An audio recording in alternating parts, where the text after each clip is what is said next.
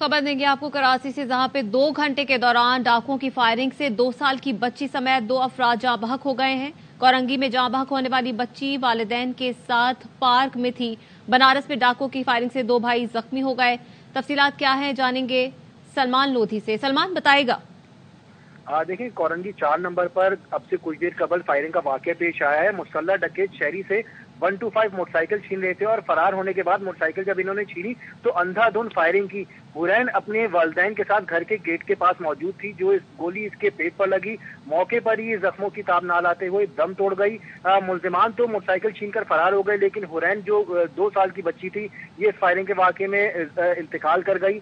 एक और फायरिंग का वाकया पेश आया है बनारस पुल के ऊपर। मरकजी इशारा है, वहां पर 2 भाइयों से मोबाइल फोन छीनने की वारदात के दौरान फायरिंग की गई है। दोनों भाइयों को फायरिंग करके जख्मी कर दिया गया था, लेकिन एक भाई अब्बासी शहीद अस्पताल में दम तोड़ गया। फायरिंग के इस वाकये में भी मुलजिमान शहरियों से मोबाइल फोन और रकम छीनकर फरार हो गए। 2 घंटों के दौरान अगर सलमान, कराची पुलिस का तो ये दावा था कि स्ट्रीट क्राइम में कमी आई है, लेकिन ये तो इतने सारे वाकयात यकदम होना शुरू हो गए। इस हवाले से पुलिस का कोई मौकफ सामने आए?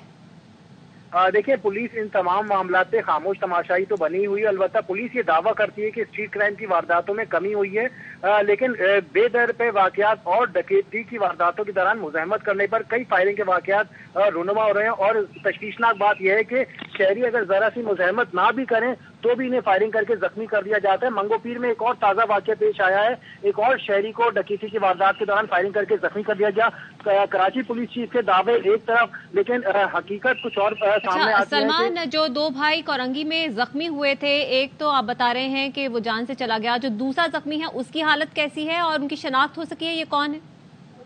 जी बिल्कुल, उन दोनों भाइयों की शनाख्त हो गई। जो बड़ा भाई जाँ बहक हुआ है, अपने वालिद के साथ दर्जी का काम करता था। औरंगी टाउन जिया कॉलोनी के ही रिहायशी हैं। दोनों भाई लियाकताबाद जा रहे थे अपने एक रिश्तेदार के पास मुलाकात के लिए।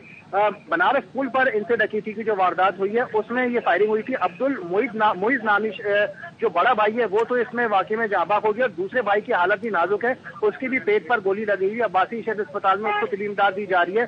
दर्जी के काम करने वाले भाइयों से सिर्फ मोबाइल फोन छीनने की वारदात के दौरान ये फायरिंग की गई और इन दोनों को जख्मी कर दिया गया, जिसमें फायरिंग के वाकये में एक भाई तो इंतकाल कर गया। ठीक है सलमान लोधी, इस हवाले से आप हमें आगाह कर रहे थे, आपका बहुत शुक्रिया।